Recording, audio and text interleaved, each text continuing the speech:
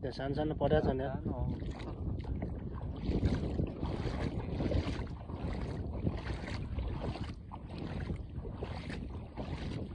टन्नै परेको छ नि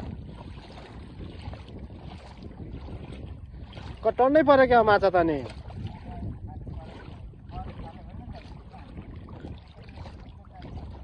ए 3-4 केजी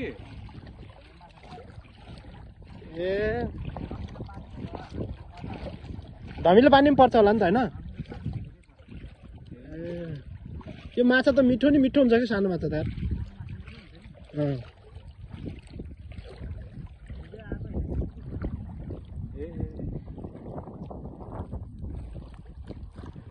कहाँ निकाल्नुहुन्छ माछा चाहिँ ल निकाल्नु त मैले भिडियो गरिरहेको छु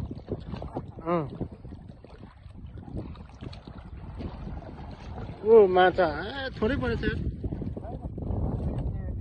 यी सानो माछा थाल्यो भने त जाल पटाएर सानो हुन्छ है